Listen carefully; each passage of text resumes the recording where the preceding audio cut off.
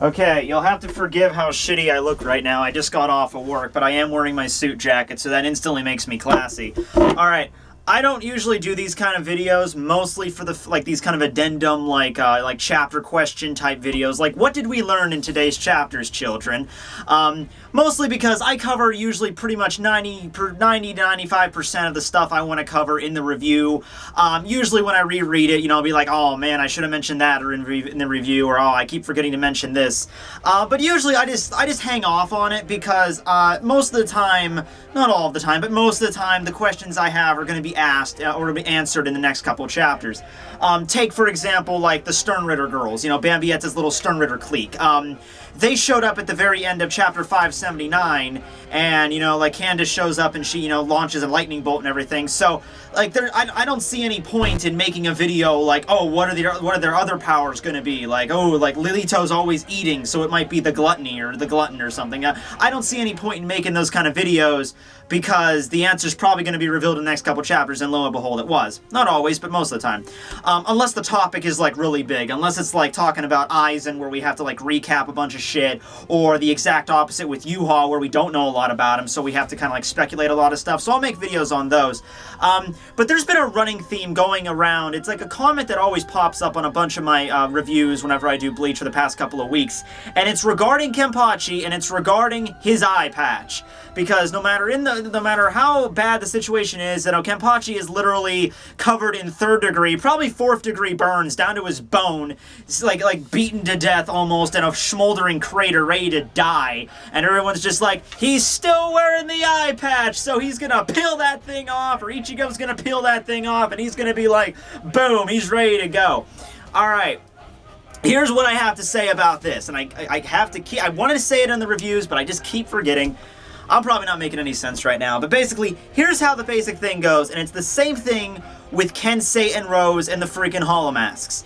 If Kenpachi could have taken off that eye patch, and if taking off that eye patch would have given him such a power boost like it normally does, way back in the Soul Society arc, way back when he fought against Noitora, I think he would have already fucking done it, ladies and gentlemen. And the thing I really have to stress here regarding Kenpachi's eye patch is that it completely contradicts the whole reason he fought with Unohana. The whole point of Unohana... Hold on a second, just to drive my point home, I'll pull out Unohana's Captain Haori. She left this to me after she died. I was her greatest fan, so she gave this to me. I'm thinking about giving it to Goodwill. But yeah, so the whole point of her dying at the hands of her former, I guess not really student or apprentice, like successor, I guess would be a good thing, was that to remove all of the limits that he placed on his powers subconsciously, because he was actually a lot stronger than he originally ever, even even at the peak of his epicness, even at Kendo, 2 hands, eye patch off against Noitora, he was way stronger than that.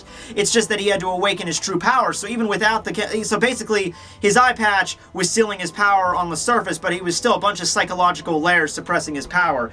If you've ever read the original Superman comics, I shouldn't say original, more like, more of the recent stuff, past like the Reconstruction in 1985, Superman had this too. He placed a bunch of psychological blocks on his power that he eventually had to overcome. Same deal with Kenpachi. So, to me, it wouldn't make much sense for Unohana to go out of her way, we're eventually having Kenpachi to kill her to awaken his true power, and then for him to go back and seal it up again. I always just assumed that he just maybe liked to wear the eye patch. Maybe it's just a normal eye patch. Maybe it doesn't have anything sealing his power, because that was the whole point, I don't see any reason why, he would do that. He would go back to sealing his power when, he finally awakened. That was the whole point of him even learning Nozarashi's real name, that he was finally able to come to terms with his true power. He was finally able to realize who he, Kenpachi Zaraki, truly was, and then his sword recognized that and confessed to him, okay, now you're finally ready to open up a dialogue. Now you're finally ready to handle my power. My name is Nozarashi. Wanna be friends? Something like that. So that's my thoughts on the eye patch. And it's kind of the same thing with Kensei and Rose doing the holomasks, I complained about this way more than I should have, but back when they were fighting against Master Masculino, Kensei gets beaten down, he stands back up, he gets beaten down again, Rose gets beaten down again, and all the while I'm shouting, use your goddamn holomasks! Just like, fwing! It's not very difficult.